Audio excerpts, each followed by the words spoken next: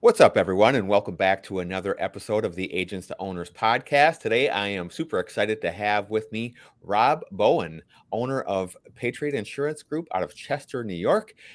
Rob started Patriot October 2020. They focus on real estate investors, small and mid-sized commercial, and mix in a little bit of personal as well, I believe. Rob, welcome to the show. Brad, thank you very much for having me. I'm looking forward to this. It was nice to meet you last week and kind of get to know each other, and then do this. Yeah. We, like you said, we had a great conversation last week. So glad that we were able to connect. And as we were just talking, it's just one of our favorite things to do is just connect with other agents amongst the industry. So glad that we were to meet each other, and now we're doing this show together. So I'm excited. So like we always do, why don't you just tell us a little bit about your background and how you got into insurance and bring us up to date. Okay, I think like most, I always hear this is that we all kind of stumble into insurance. So I spent 8 years in the military and then spent 13 years down on Wall Street working at Bank of New York, Standard & Poor's, big corporate America. 2008 happened. World kind of changed a little bit on us, all of us. And when I was 50 years old, 2014, I decided that I wanted to get into retail insurance. I'd been around insurance, but never selling retail. So I started with Farmers, did that for 5.5 years, and kind of started getting a taste of the independent world. And once you get that taste, it's hard to go back. And then October of 2020, went fully independent, terminated my Farmers contract, had to do the year of, in New York, it's non-solicitation. So I was, obviously very good about that. But we're outside of that now. And we've been growing ever since. I love what I do every day. As you and I talked about before, every day is an adventure. Every day something different happens. Yeah. Every day there's something new. Tell me a little bit about, so you had your experience with Farmers, then you change over to the independent world. What was that learning curve like for you? Because for some, I think it's a surprise of what, all the things that you have to learn, programs, company guidelines, underwriting. What was that learning curve for you making that jump? It was terrifying. Honestly, it was very steep. I didn't even know what a management system was. Yeah. I didn't know what a CRM was. No idea, because those are not captive terms. Correct. And so all of a sudden I had a management system while I was a captive, because I was allowed to write outside business. So I had a management system, but I didn't know what downloads were. I didn't know anything. So to me, it's completely different. What you do learn in the captive world is you learn how to read policies, you learn forms, you kind of learn. I don't think you really learn how to sell, because my view is this sales training I went through in my captive world was not the way I am. That's not who I am as a person. So it didn't fit me. Yeah. But you really learn about insurance, relationships, how to network, how to market. But when I went in fully independent, the amount of decisions I had to make was phenomenal. It's like, okay, what management system? What do we want to have a CRM? Do we want to have an app? The list goes on. And you got to remember, I'm doing this in the middle of COVID. There's a ton of new technology coming out. I am a squirrel. I freely admit that. I will chase shiny objects. I did that. I went to my first conference and came home with 15 appointments to buy all this cool stuff. And a friend of mine said, "Rob, you're doing it backwards." And I, "What are you talking about?" He goes, "Come up with a process in your office, and then try to find technology that might help you. Automate, delegate, or outsource." I'm stealing that from someone. I don't know who I stole it from, but I did. And that made a lot of sense to me. Also, I'm like, as opposed to buying the neat, cool gadget and then adapting your process around it, which is what I was doing. Who has the most toys? So we 2 years ago said, we're done. I'd said we're done because my team was probably going to kill me. But and we just said, we're sticking with what we have. and we're going to utilize it to its fullest. Because honestly, with any CRM, any management system, I don't care what you have, we're all probably using only 30, 40% of it. Agreed. So Agreed. why am I looking for something new when I could probably use what I currently have? And that's an education process. So it was eye-opening. It was terrifying. I would listen to people talk, and I honestly had no idea what they were talking about. I mean, they're, talking about CRMs and management systems and Ivan's downloads and how you need to do commission reconciliation and now bring in accounting. That's like this 800-pound. I'm looking at them like, I know what the words mean, but I don't know what you're talking about. Yeah.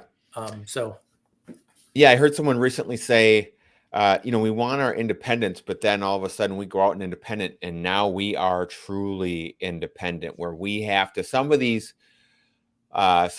things that were forced upon us, which were essentially, we never considered what we were working off of in our captive agency, a management system, or when I was captive, we didn't have any type of CRM, but we did have a management system where our policies were housed, where all of our data was.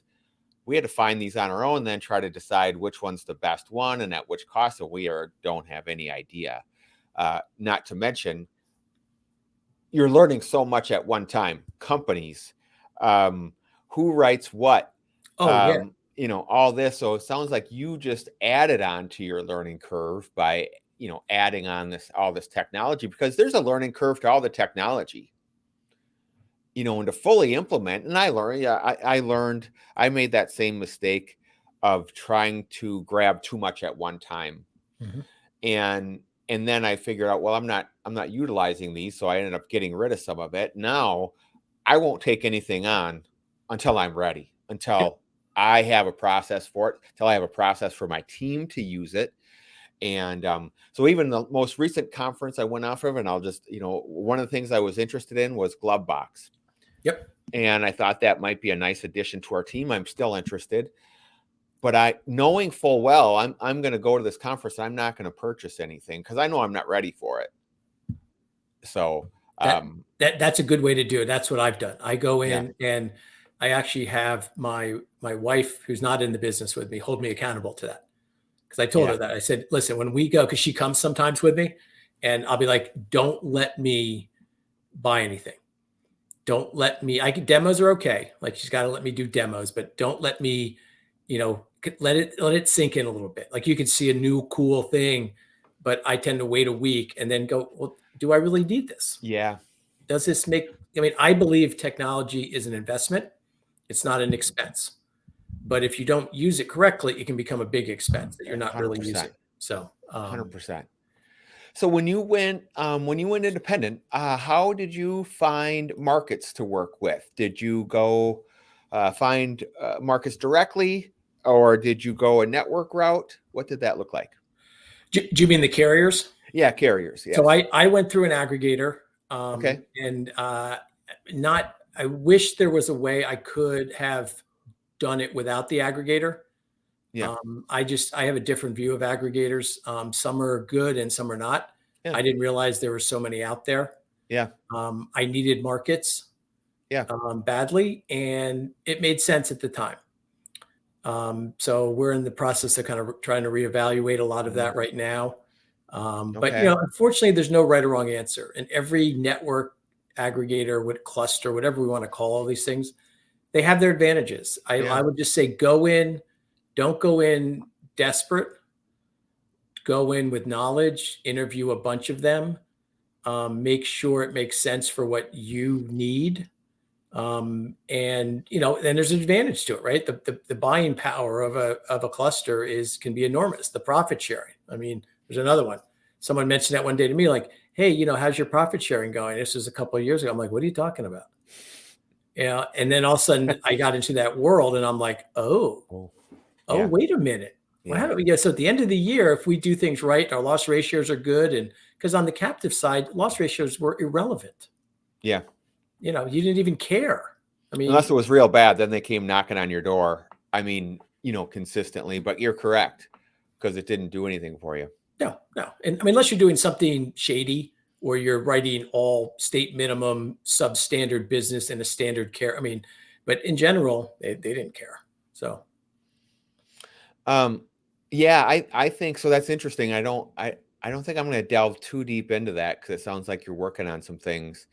I, you know what I think happens a lot though is that when I was a captive, I was oblivious to what the rest of the insurance world was. I only knew my little square box of farmers, and I was under the impression that the farmer's way is how the insurance world works, which is I was exactly, and as you know, I was also being a farmer's agent. That's all I knew, right? yeah, It's like everything in life. If that's your experience, that's all you know. You don't know anything different, you know? yeah. So I made, and I think a lot of people that decide to make this move, um, maybe they don't put as much time into it as they should, or they're not aware of what the resources are. Most of them aren't even, I would venture to say most of them may not even be aware of what the independent agency world is like, or, what, or if they really know many independent agents, Right. out there. Myself, I decided I was going to go, and I'm not an impulsive person, so I thought about it for a while. I tried to create my own independent agency and develop my own networks, and or develop my own carrier appointments. Couldn't get them, so I joined an agency. If I would have known that there were networks or aggregators, I would have probably joined the first one that came along, Yep. because I would have heard, you have all these markets. Where do I sign? Yeah. That's what I need. Yeah. Or we're going to take this. You're going to pay a monthly fee. You're going to take this much of commission, and that those numbers don't. There's no context for those numbers. None. Not, Perfectly well put. There and is you're no making a lot context. more commission on the independent side than the captive side. Yeah.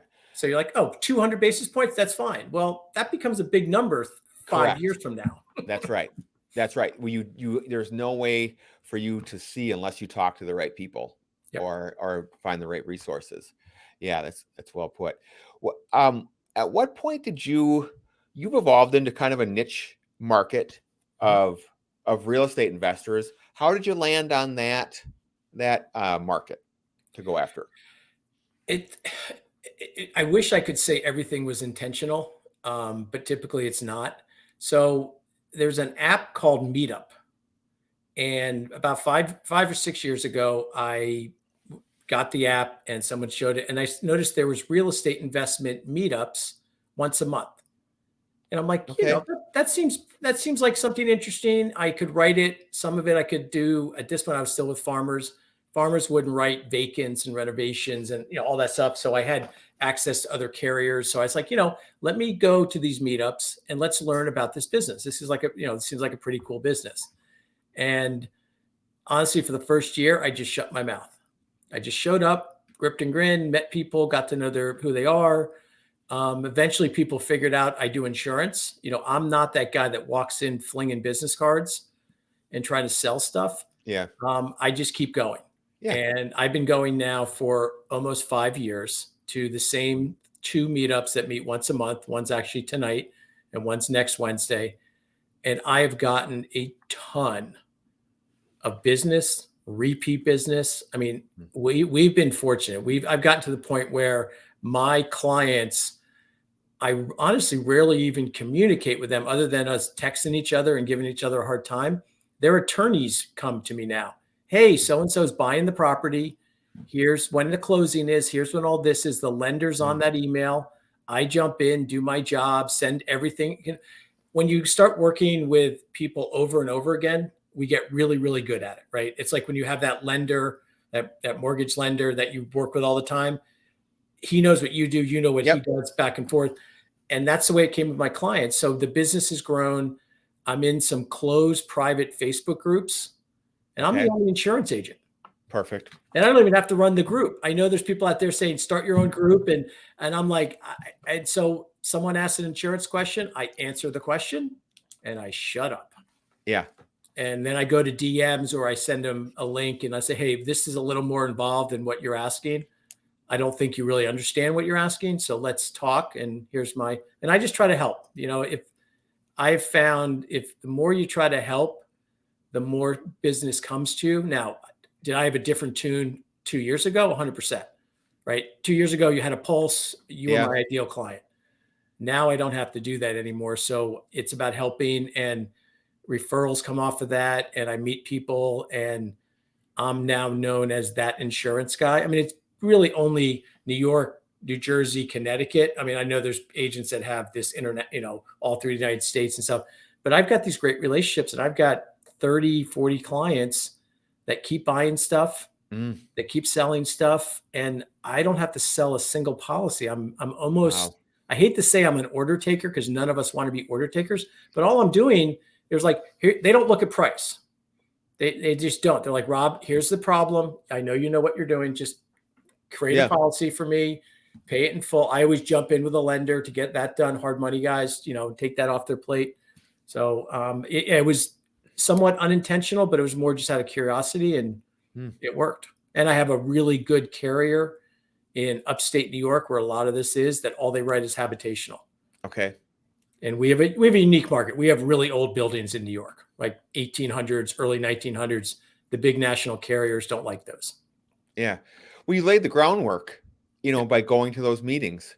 Yep. and just being there, meeting people, establishing relationships. I mean, that's playing the long game. Well, and right?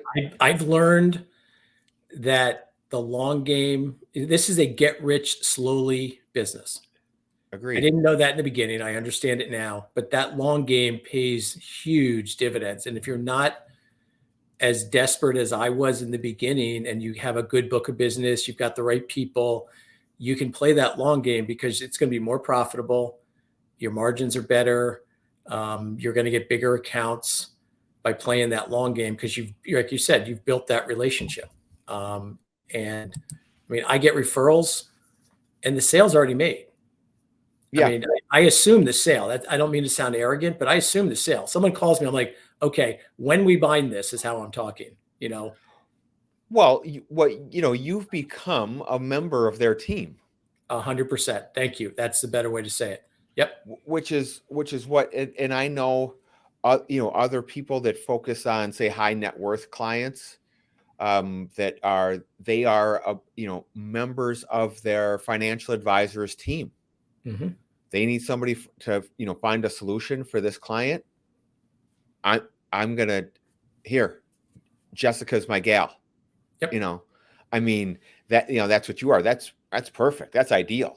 Oh yeah. Yeah. And it takes time. Like you said, it's Yeah. a long game, but once you solidify it, it just keeps giving.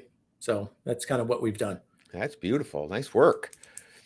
Tell me about the makeup of your team. I know you mentioned you had a VA.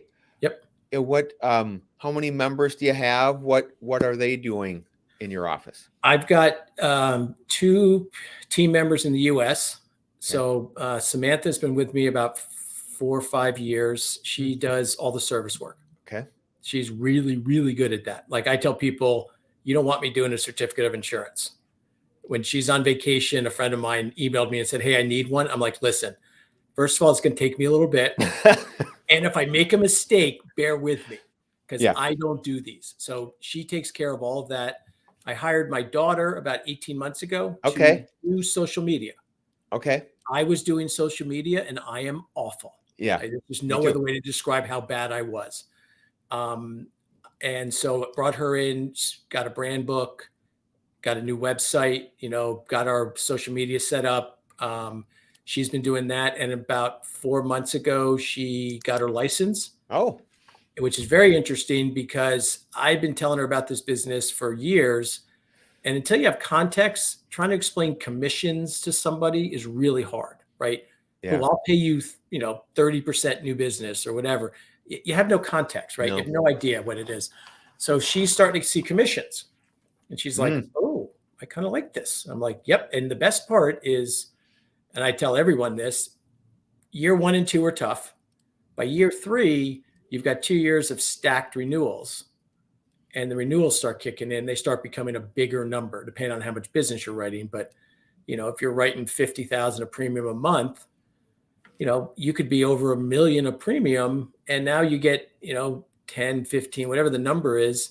That's a pretty good number for really, yeah, we have a renewal process. We talk to her, but you're really not doing a whole lot, right? You're just, the policies renew. You just got to make sure that happens and work on retention. That's the part of this business, which is great. So, and then I have Angelica lives in Venezuela. Okay. I went through a VA company to get to meet her. Which one did you go through? Elevate team. Yep. Okay.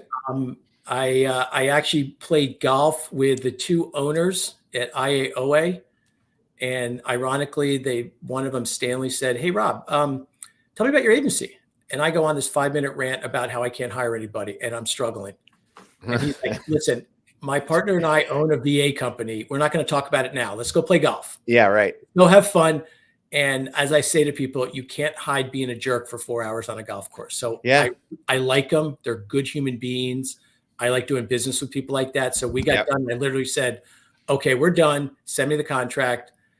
Angelica, a lot of VA, it depends on the person, which depends on the company screening, but she has done a really, really good job. She really wants to learn. She's the same age as my youngest son. And she's part of our team, right? She's got access to everything. She does a lot of our back office work. She does data audits for us. A lot of stuff I don't want to do or didn't have time to do. And now once you have a VA and you have a process set up, now we can just, this process, well, maybe she can do that. And we try to write it down. We're not good at this yet. We use like a Word document to write down the steps. We've used Tango.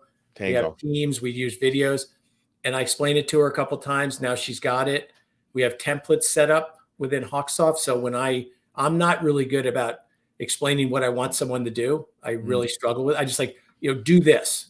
It's perfect in my mind. No one knows what. So we've created templates. So when I tell Angelica what to do, it's exactly what she's looking for. So we make sure we get everything done that way. But it's been great, and we have a really good team. So I don't think we need to grow for a while, which is good too. Great, yeah. As I've alluded to before, I was pleasantly surprised the value that I've received from a virtual assistant. Yep. So it's I do recommend it to people that are specifically looking for back end help. They'll do whatever you train them to do. Yeah. I tell people, and I had a VA a couple of years ago. I did everything wrong. He was with us for about 18 months, did a really good job, but I had no processes. I had no idea what I was doing. It was kind of like one of those, hey, everyone else has one, so let's get one too. So I'm in the cool kids club. Yeah. He helped us tremendously, and he was a good human. He did, what he should have done, but this one's going to be different because they can do, if you get a good one, they can do a lot of really good stuff. The thing we struggled with was the first one was in the Philippines. They're 12 hours ahead of us.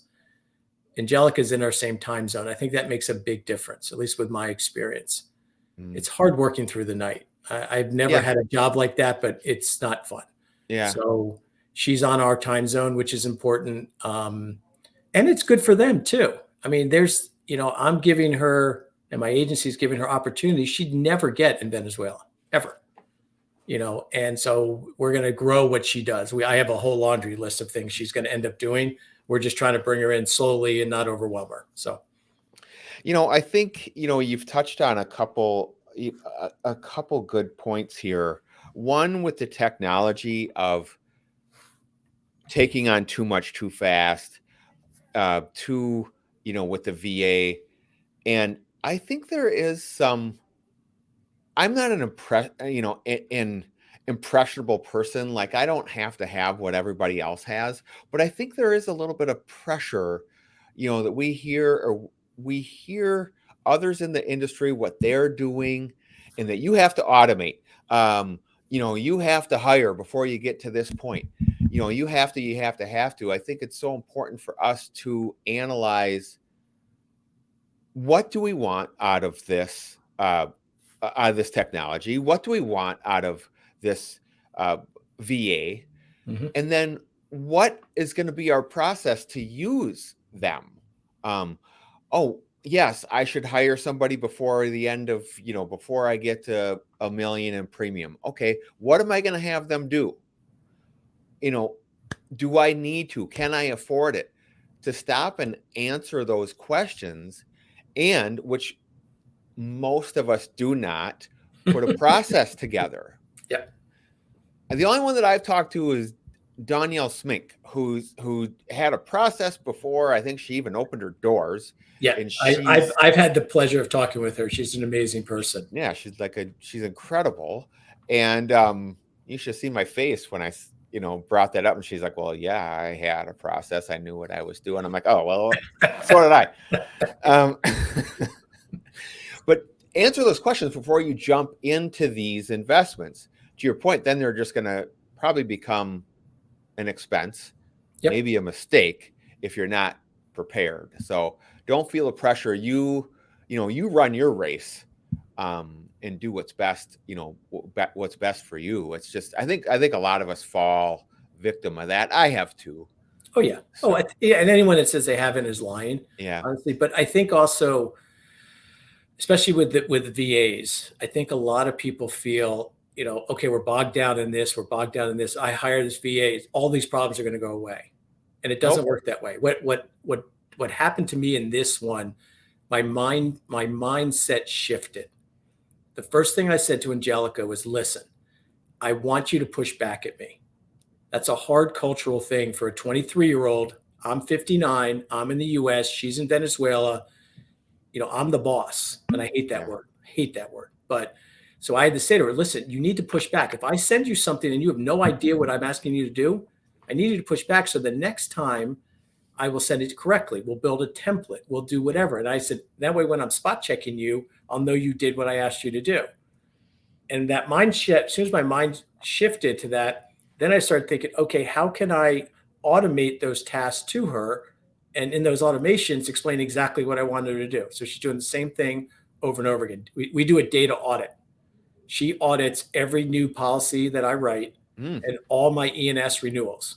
I like every single. All it is at day 7, my CRM sends a task to her and says, do data audit. We have a PDF, fillable PDF. Shout out to Peggy Corbett, who trained us on Hawksoft, but that's a whole nother conversation. But she goes in and just looks and says, did Rob do all this? And I fail a lot of them. And she sends it back to me, and I have to go get it. I have to go get the binder. It's in my email or wherever it is. Because guess what happens when I do it correctly? Now, when Samantha jumps in for the service work, she's not literally, she used to say to me, Rob, Brad just called and he says he has a policy. There's no policy in Hawksoft. That's where we started. Now we don't have no phone number. Yeah. Well, I'm talking, there's no policy. Yeah. Phone number is one thing, but we have that problem too, but there's no, so how is she supposed to do a certificate of insurance for you? Yeah. Because I had bound it, but I never went back and sent an email. But now we have this process backwards. We did a data audit with Peggy, got everything cleaned up. Now we have a forward process. So now it's smoother. Sam doesn't ask me that question. Angelica, day 7, goes in and looks. And if I fail it, she sends it to me and I'm failing. And it was funny because I don't know if it's culture or the fact she's the same age as my kids. First one she sent me, she sent a long, verbiage of, Rob, I'm really sorry. I hope I did this right, but I think you failed it. I'm sorry if you didn't fail it. And I'm like, Angelica, it's black or white. I either did it or I failed it. You can fail me. And she failed me a couple times, and here we are. But yeah, that's the mindset you got to take with a lot of these VAs. Tell me what it's like to work with your daughter. I love it. Yeah. I love it. It's interesting when I had always thought about bringing her in to the agency, but it had to be her time. So it's more her decision. And she came in, she's done very, very well. It's nice to have a family member know what I do every day, because I'm sitting there thinking, I can go home to my wife and complain and, moan about it. And some of the stuff she understands and a lot of it she doesn't. No, I really enjoy it. We have a good time. We have to keep the family time, business time, That's more on me. And I think we've both done a really good job of that. We try not to cross those lines too often. I mean, we do. I mean, we live 10 minutes away from each other. So, I mean, we're going to see each other quite a bit. But no, it's been really fun. Because it's really nice to know I can blindly trust someone. Mm-hmm. And honestly, her generation is not the best at being on time. You know, we joked about at the beginning. You know, you got to be on time. I mean, that's just basic, you know, be on time and shake my hand and we're good. That's a very simple request. But, you know, I don't have to worry about any of that, you know, and she nailed the social media. She got it going. That's going to be another thing we're going to push down to the VA, you know, the mechanics of branding it and using Canva and all that. So that will come down the road and she'll be producing. I think she's going to do really, really well. She has a good personality. She's not that slick salesperson, which I'm not either. And I don't You want need to that be. in my office, but she builds relationships. She's really, really good at that. So it's been really fun. It's funny. No one's asked me that ever, you know, and I'm not even talking about podcasts. I'm just talking in general. No one's asked me. So they're like, wow. But no, I would do it in a heartbeat again. It's been pleasurable for both of us. She might have a different view, but I think we're pretty close. I think we're pretty close to that. So that's great.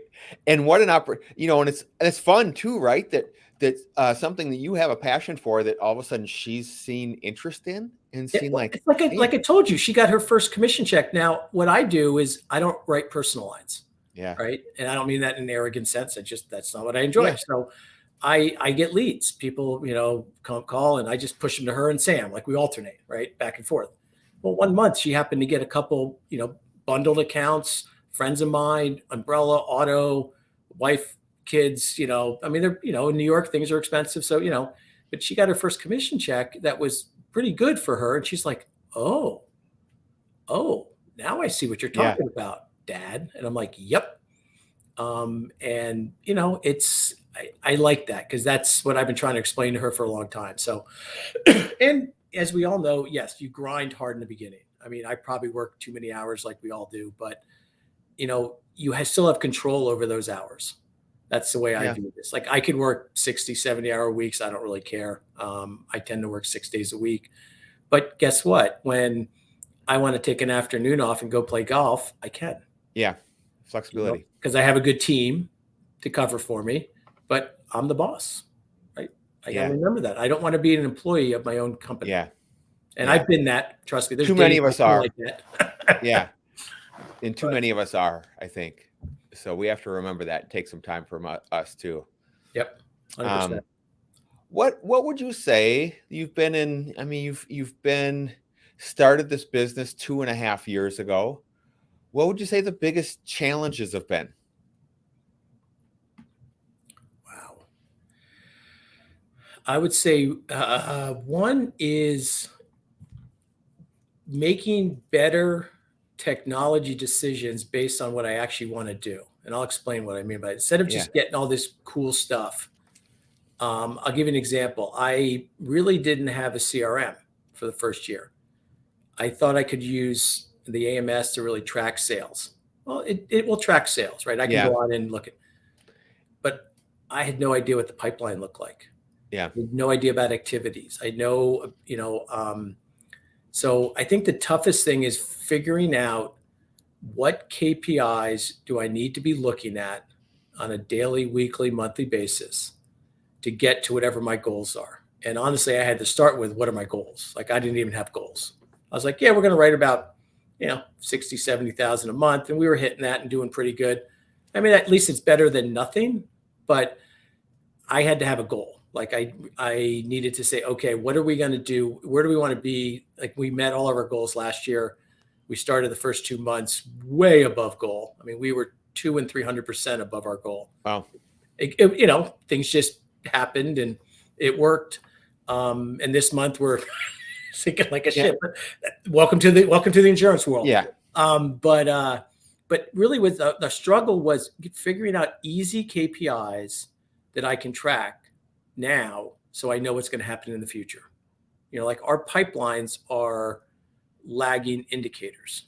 So you got to have the pipeline built So you're going to be selling this stuff maybe in a month, maybe 2 months, depending on your business. I mean, personal could be daily, but commercial takes some time.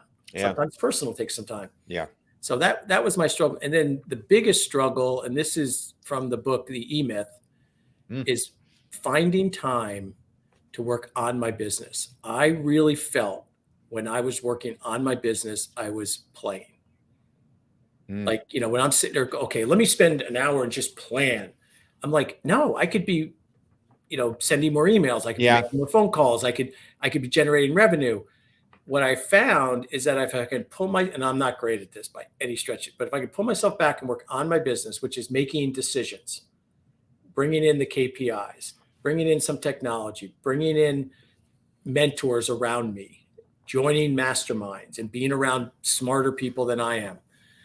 That's working on my business. It works. But again, it's a long game, right? It's not going to happen right away. So I have got to get better about getting to the point where I'm working more on the business than in it. I mean, I'm the largest producer of my agency by far, and that's fine for now. But I've got to come up with a plan that within 5, 7, 10 years, I can pull away.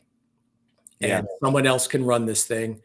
And I can go wherever I want to go, work as much as I want to work, get out of the Northeast in the winter and go south like everybody else.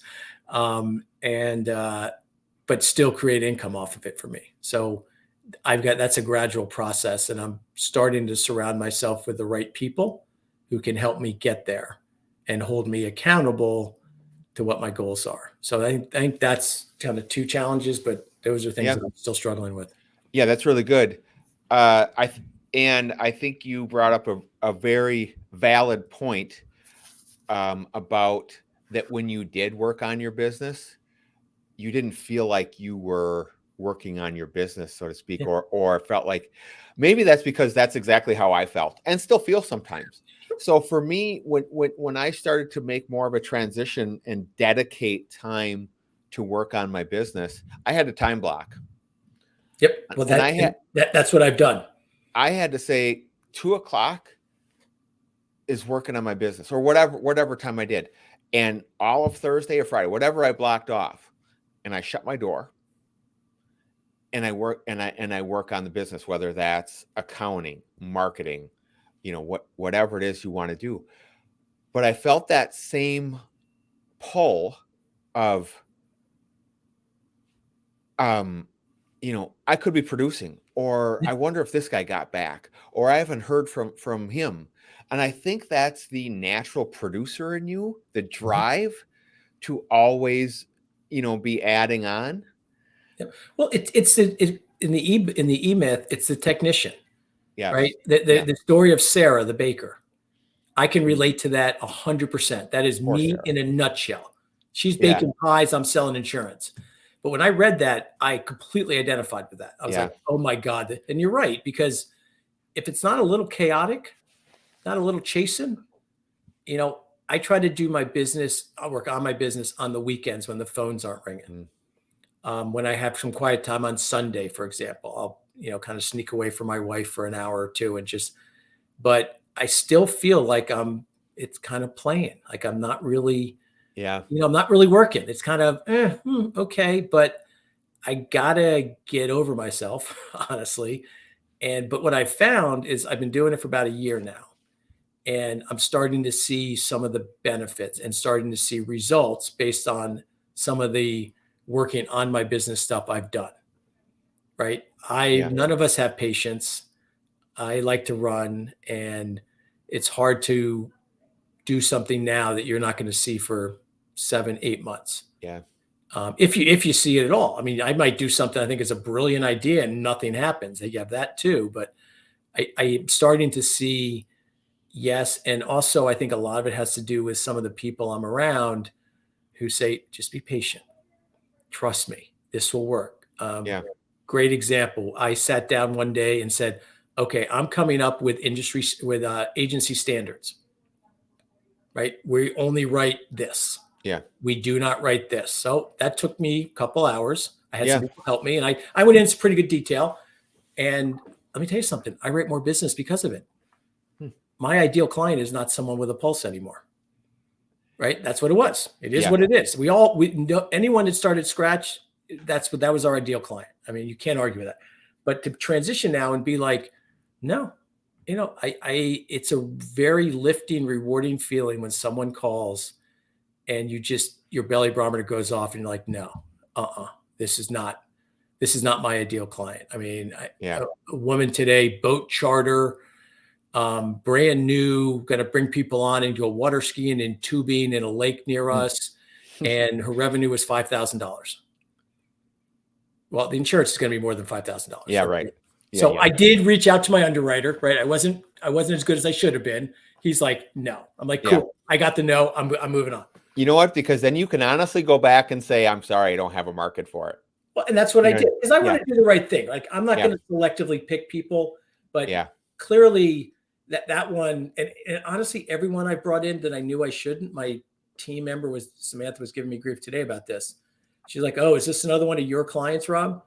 Because I'm like, well, they won't be that bad. Let's just try it. And it always bites me. Always. And it doesn't bite me. It bites my team, right? They're the ones dealing with them, not me. So that's not fair. You know, I think a good place for business owners to start when they're starting to transition into, okay, how do I start working on my business? I obviously, it comes up time and time again, is to establish processes. Okay, what does that mean? I think a good place for you, which is where you started, which is, okay, here's my agency standard. And I think it is reflective of, how do I want others when I'm not here, when I'm on vacation, or when I'm away from the office, when this circumstance happens, how do I want my team to handle it? Yep. And I'm going to write out that process. What's that claim process going to look like? What if one of your referral sources contacts you and they want to do this? What are the steps that I take to handle that business? Well, I quote it with this broker, and you write those things out. And so that is, the first step in you separating yourself, from the business, which is what you want to do long term. Thank you. That is so well said. And a lot of it's ego. I'll be honest. I can do it better than anyone else. I can do it faster than anyone else. But what I've learned is, yes, I probably can do it quicker than most, right? Because I've been doing it for longer. But the problem is, I'm still spending that 5 minutes doing it. And then there's a follow-up process. And then there's something else. So like when we get claims now, or we have service requests, I used to get involved. I used to email the client. They'd email me because they know me. And I go, well, okay, we need a little more information. They'd come back. I'm like, why am I involved in this? Now I just forward it to Samantha, to our service email, and she's better at it than I am. She'll do it quicker than I am. Yeah. I thought I was helping, and I wasn't. I was just causing a problem. And I think our egos get involved when, okay, yes, could I do electronic signatures, for example? Yes. I mean, how hard is that? Click, go, sign here, boom. But the problem is those clients don't sign right away. And this was a mindset thing I learned about 9 months ago, like, because my producer kept saying, oh, I'll just send it myself. That way I can control it. Yeah, but now you got to follow up. Now you're wasting time. So now I don't do e-signatures anymore. Really? Angelica does them all. Oh yeah. Okay. So no, I'm sorry. Yeah, we do. Yeah. You were like, oh my God, Rob, are you out of your mind? I'll edit that from the tape so your carriers don't take your appointments. But I personally don't do them. Again, could I? Yeah. Makes me too. But that's a great example of okay. Yes. And now all I had to do is train Angelica. Like here's this one, here's that one. Get it signed. Now we're training her on cancel forms and how to make sure that I sign everything if I have to sign it, just so my signature's on it. And that offers me a chance to look at it quickly and say, yep, we're good with this. I sign it. I'm done. But I haven't done the 15 minutes of work in front of it. So, yeah. You mentioned earlier that, you feel like your business is at a tipping point. Can you explain a little bit? Yep. What that's about? So I feel like right now we are at that point where I honestly, and I'm not doing this, but I could honestly probably cut my staff.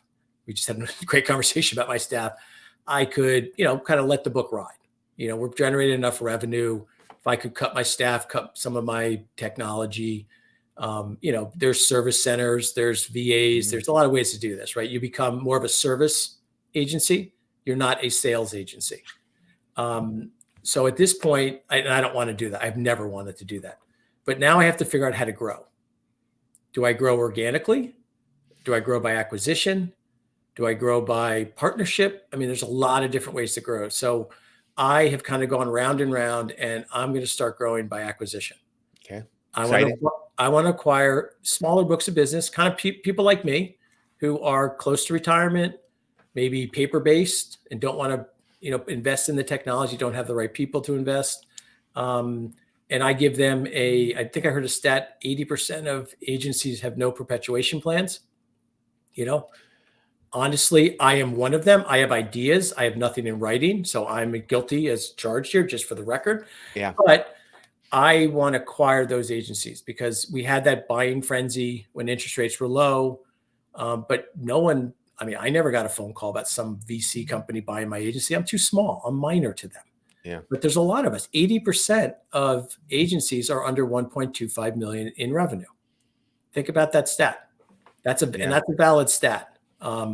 So those, and the average agency owner is 56. The demographics work here. So I'm going to start, and I've already started the process of reaching out to people through associations and people in that valuation world and people that lend to that world. And so all the people around that acquisition world, and saying, I'm interested and let's go. I'm ready to buy. I've got a couple lenders set up. I've got an attorney. So I have all the right people on my team. I just got to find the right book of business. And the things that we've run into in the past are lack of data. It's hard to buy something you don't know what it is, right? Yeah. Really hard. My first thing that comes to mind is, how comfortable are you with of the acquisition process to make a wise purchase?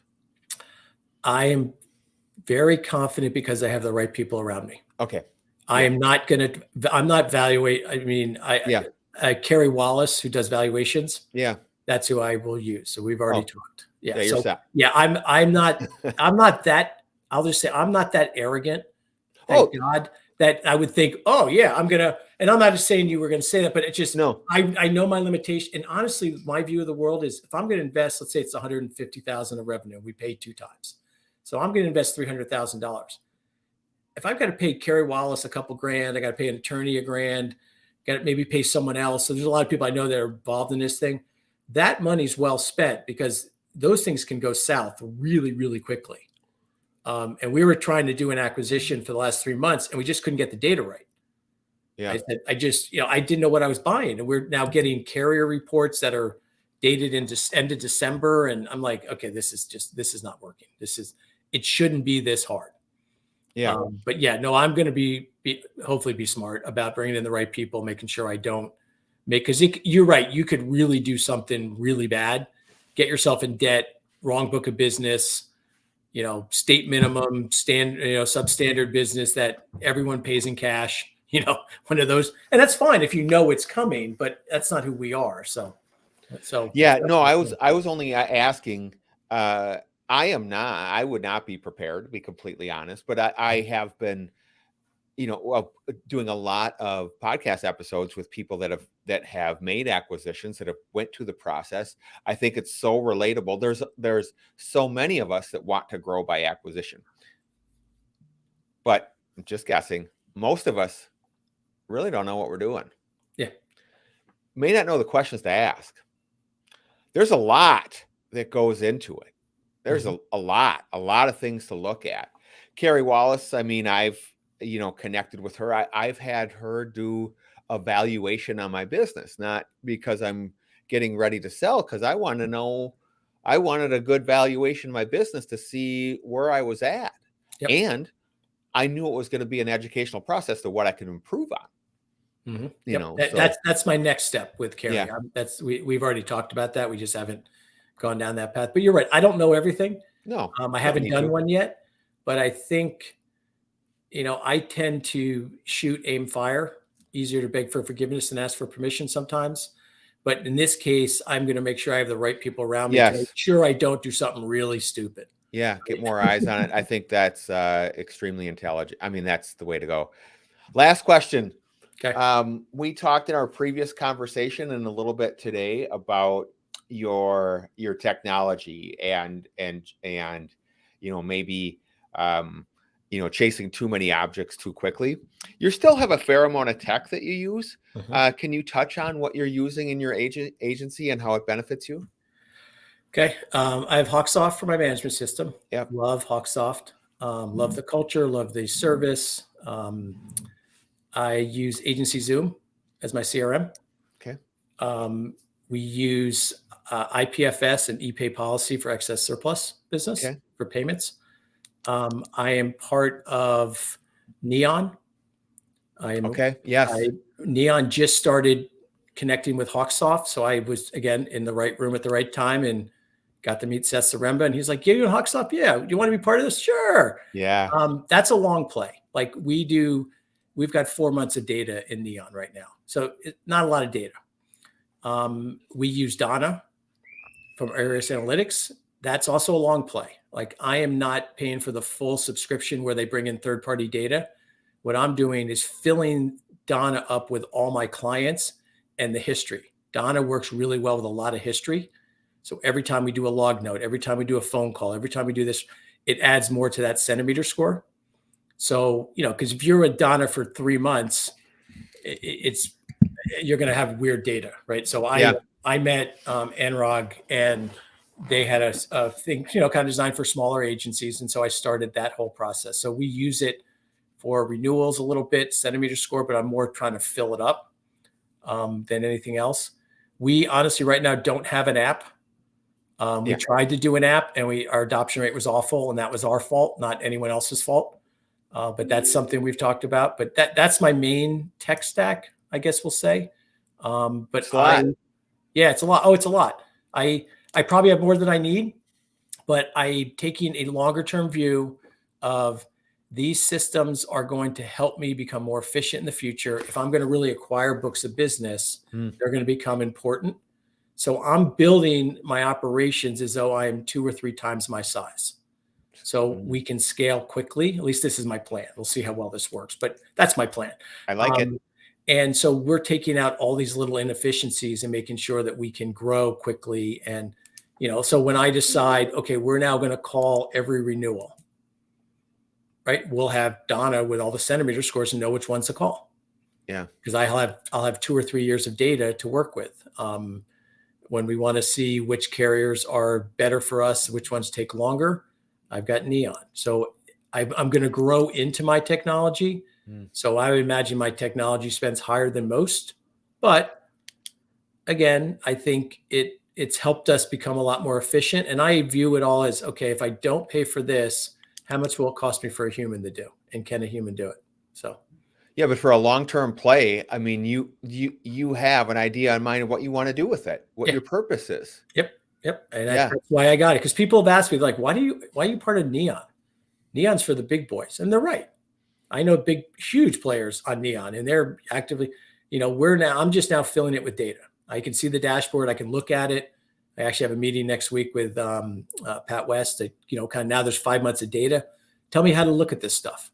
Yeah. And I want to know where they're going, because there's still things in my agency that we don't do very well. And there's technology around all of it. But if Neon can do it in 2 or 3 months, why am I going to? So I want to see where Neon's going to get to for me. And then I can make decisions either. But I tend to think of tech as an investment. I honestly haven't added a lot of tech in the last year because I purposely said no more. Yeah. Because I'll buy anything, right? I'll try anything. I think you're pretty well set for now. Yeah. I'm good. I'm good. I'm good. But I think it's going to help. But I think, like you said, it's my long-term plan, and I think it will help us down the road. And it helps us now. And I'm not paying a ton of money for it. Like most of these are $100 a month. I'm not. One thing I did forget, Broker Buddha. I always forget Broker Buddha for some reason. Okay. That's my E&S digitizing applications. Oh, if you're doing a lot of E&S, I think you need a service. Even if you're not. See, I have this argument with people all the time. People say to me, Rob, again, you're not big enough to have something like that. I'm like, I'm not doing Accord forms and PDF filler. I'm just not. I said, Yeah. if I do 2 or 3 E&S policies a month, and I do more than that, it pays for itself. Mm. Just the renewal. You click a button, all the accord forms are now updated. Your application is now updated. You get a new one from RPS. You find it, you fill that up, you send 6 pieces of information to the client. They fill it out, they sign it, and I'm done. And I've spent 2 minutes. How long does a normal E&S renewal take? Oh, God. Hours. Yeah.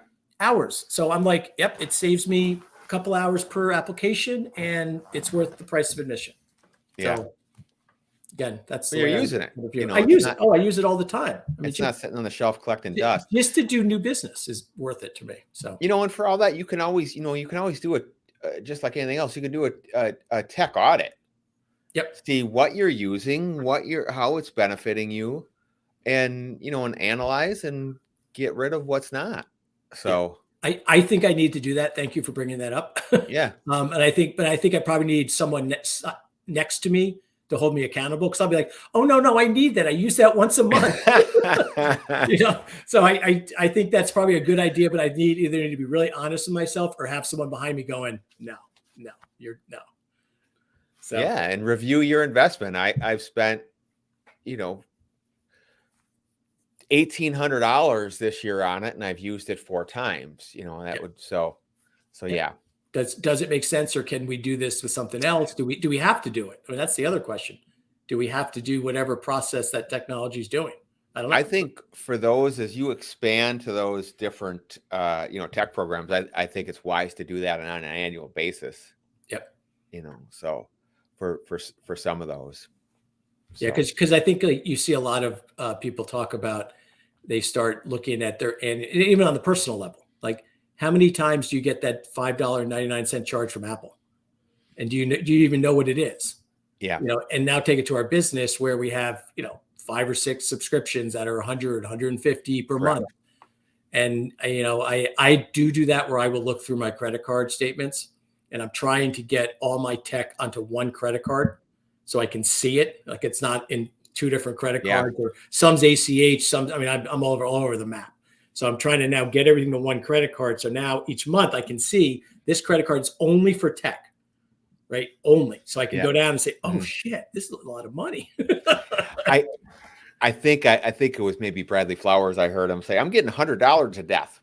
Yeah. You take on all these things. That's it's $99. You need to sell, one policy for that, well, you look at your statement and say, holy crap, I got, 14 things at $99 is adding up.